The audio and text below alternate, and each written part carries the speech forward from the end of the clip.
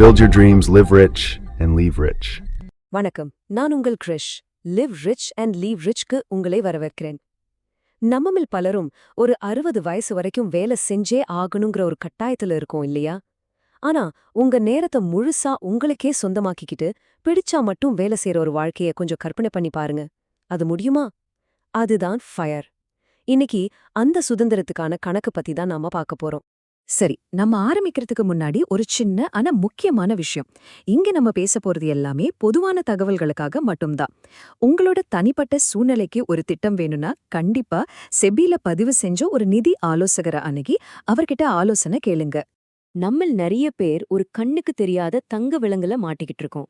ஒரு ட்ரெட்மில்ல நிக்காம ஓடிக்கிட்டே இருக்கிற மாதிரி. அந்த ஓட்டம் எங்க போகுது, எதுக்காக ஓடுறோம்னு யோசிக்க கூட நேரம் இல்லாம ஓடிக்கிட்டே இருக்கும். சரி வாங்க, இத பத்தி கொஞ்சம் ஆழமா யோசிப்போம். இப்ப நான் உங்ககிட்ட ஒரு கேள்வி கேக்குறேன். இன்னைக்கு உங்க பேங்க் அக்கவுண்ட்ல திடீர்னு ஒரு 5 கோடி ரூபாய் இருக்குன்னு வச்சுக்கோங்க. நாளைக்கு காலையில நீங்க உங்க ஆபீஸ்க்கு போவீங்களா? கொஞ்சம் யோசிச்சு பதில் சொல்லுங்க. உங்க மனசுக்குள்ள வர பதில் இல்ல அப்படின்னா நீங்க பணத்துக்காக தான் வேலை செஞ்சுட்டு இருக்கீங்க, உங்க விருப்பத்துக்காக இல்லைன்னு அர்த்தம். இங்கதான் அசல் பிரச்சனையே ஆரம்பிக்குது. நம்ம சம்பளம் அதிகமாக நம்ம செலவுகளும் தானா அதிகமாகுது. வாழ்க்கை தரம் உயருது, புது கார், பெரிய வீடுன்னு வருது. ஆனா சுதந்திரம் மட்டும் கிடைக்கிறதே இல்ல. இந்த ஓட்டத்தை நிறுத்த நமக்கு 60 வயசாகணும்னு நாமளே ஒரு கணக்கு போட்டு வச்சிருக்கோம். இதுதான் நம்ம சமூகம் நமக்கு கத்துக் கொடுத்த ஒரு பாடம். ஆனா இந்த பாடத்தை மாத்தி எழுத ஒரு வழி இருக்கு. அதுக்கு பேரு தான் ஃபயர் இயக்கம். Financial independence retire early. தமிழ்ல சொன்னா நிதி சுதந்திரம் அடைந்து சீக்கிரமாவே ஓய்வு பெறுவது. இது வேலையை விட்டுட்டு சும்மா இருக்கிற ஒரு திட்டம் கிடையாது. இது ஒரு கணக்கு. உங்க நேரத்தை முழுசா உங்க கட்டுப்பாட்டுக்கு கொண்டு வர்றதுக்கான ஒரு தெளிவான கணித வழிமுறை. சரி, அப்போ அந்த சுதந்திரத்துக்கான விலை என்ன? அந்த நம்பரை எப்படி கண்டுபிடிக்கிறது? வாங்க, உங்க நேரத்தை உங்களுக்கே சொந்தமாக்குறதுக்கு பின்னாடி இருக்கிற கணக்க பத்தி இப்ப பார்க்கலாம். இதுதான் அந்த சுதந்திரத்துக்கான ஃபார்முலா. ரொம்பவே சிம்பிள். உங்களுடைய ஒரு வருஷத்துக்கான மொத்த செலவு எவ்வளோன்னு பாருங்க. அந்த தொகைய 30ஆல பெருக்குனா வர்றதுதான் உங்களுடைய ஃபயர் எண். அதுதான் உங்க விடுதலைக்கான இலக்கு. வெளிநாடுகள்ல இதை 25 மடங்குன்னு சொல்லுவாங்க. ஆனா நம்ம இந்தியாவோட பணவீக்க சூழலுக்கு 30 மடங்கு வச்சுக்கிறது தான் ரொம்ப பாதுகாப்பானது. ஒரு சின்ன உதாரணம் சொல்றேன் பாருங்க. உங்க குடும்பத்தோட ஒரு வருஷ செலவு 10 லட்சம் ரூபாய்ன்னு வச்சுக்கலாம். அப்போ 10 லட்சத்தை 30ஆல பெருக்குனா உங்களுக்கு கிடைக்கிற தொகை 3 கோடி ரூபாய். இந்த 3 கோடி ரூபாய நீங்க முதலீடு செஞ்சுட்டீங்கன்னா நீங்க நிதி சுதந்திரம் அடைஞ்சிட்டீங்கன்னு அர்த்தம். இது எப்படிங்க வேலை செய்யுதுன்னு நீங்க கேக்குறது புரியுது. இதுக்கு பின்னாடி இருக்கிற கான்செப்ட் தான் பாதுகாப்பான திரும்ப பெறும் விகிதம், அதாவது சேஃப் விட்ரால் ரேட். உங்களுடைய அந்த 3 கோடி ரூபாய் முதலீடு சும்மா பேங்க்ல இருக்காது. அது பங்குச்சந்தை, மியூச்சுவல் ஃபண்ட்ஸ்னு வளர்ந்துகிட்டே இருக்கும். வருஷத்துக்கு சராசரியா பணவீக்கத்தை விட அதிகமா ஒரு 7-8% வருமானம் கொடுத்தா கூட நீங்க அதிலிருந்து வெறும் 3.3%, அதாவது உங்க செலவான 10 லட்சத்தை மட்டும் எடுக்கும்போது உங்க அசல் தொகை குறையாது. அது பாட்டுக்கு வளர்ந்துகிட்டே இருக்கும். நாம ஏன் 25 மடங்குக்கு பதிலா 30 மடங்கு எடுத்துக்கிட்டோம்னு ஞாபகம் இருக்கா? அதுக்கு காரணம் நம்ம ஊர்ல இருக்கிற ஒரு பெரிய வில்லன், பணவீக்கம். இந்தியாவுல பணவீக்கம் சராசரியா 7% இருக்கு.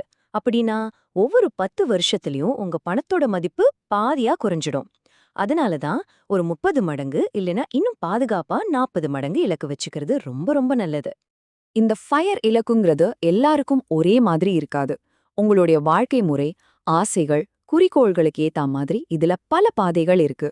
இதுல உங்களுக்கு எந்த பாதை சரியா இருக்கும்னு இப்ப பார்க்கலாம் வாங்க. இந்த டேபிள்ல பாத்தீங்கன்னா 4 முக்கியமான ஃபயர் வகைகள் இருக்கு. முதல்ல லீன் ஃபயர். இது ரொம்ப சிம்பிளான குறைஞ்ச செலவுல வாழ விரும்புறவங்களுக்கானது. 2வது ஃபேட் ஃபயர். இதை இப்போ வாழ வாழ்க்கையை விட ரிட்டையர்மெண்ட்ல இன்னும் ஆடம்பரமா வாழணும்னு நினைக்கிறவங்களுக்கானது. 3வது பாரிஸ்டா ஃபயர். இது ரொம்ப டென்ஷனான வேலையை விட்டுட்டு மனசுக்கு பிடிச்ச மாதிரி ஒரு பகுதி நேர வேலை செஞ்சுக்கிட்டே ஓய்வு காலத்தை அனுபவிக்கிறது. கடைசியா கோஸ்ட் ஃபயர். இது சின்ன வயசுலயே ஒரு பெரிய தொகையை முதலீடு பண்ணிட்டு அதை கூட்டு வட்டி மூலமா வளர விட்டுட்டு அதுக்கப்புறம் வர சம்பளத்தை முழுசா செலவு பண்றது. சரி, இந்த ஃபயர் இலக்க நாம எவ்ளோ வேகமா அடைய முடியும்? அது எதை பொறுத்து இருக்கு? உங்க சம்பளத்தையா?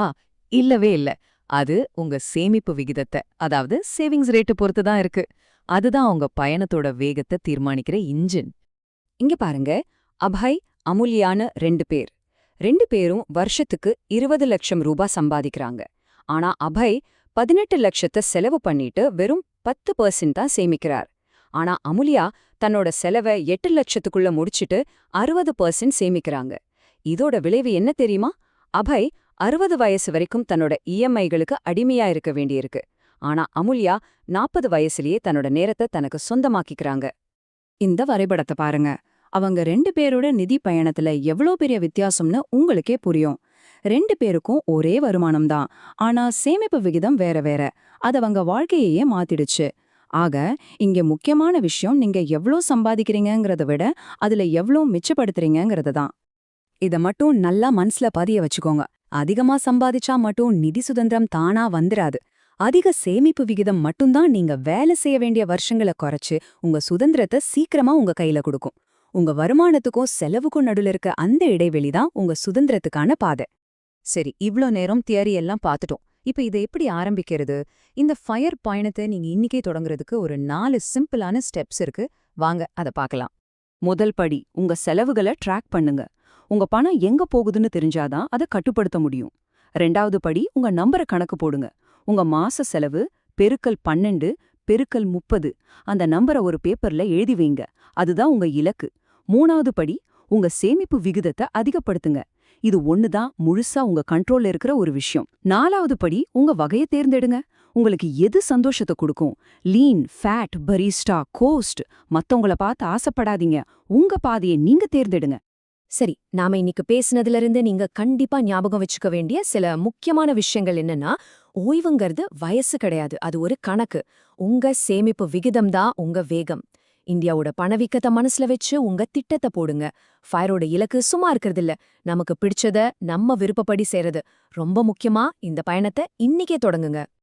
ஆக எப்பவும் ஞாபகத்துல வச்சுக்கோங்க, ஓய்வு என்பது ஒரு கணக்கு, வயது அல்ல. நாம இந்த பேச்ச ஆரம்பிக்கும்போது ஒரு கேள்வி கேட்டேன் இல்லையா? இன்னைக்கு உங்க பேங்க்ல 5 கோடி ரூபாய் இருந்தா நாளைக்கு வேலைக்கு போவீங்களா? உங்க பதில் இப்பவும் இல்லன்னா, உங்க நேரத்தை உங்களுக்கே சொந்தமாத்துற அந்த பயணத்தை இன்னிக்கே தொடங்குங்க. இந்த விளக்கம் உங்களுக்கு உதவியா இருந்திருக்கும்னு நம்புறேன். இத உங்க நண்பர்களுக்கும் பகிருங்கள். அடுத்த விளக்கத்தில் சந்திப்போம். நான் உங்கள் கிரிஷ்.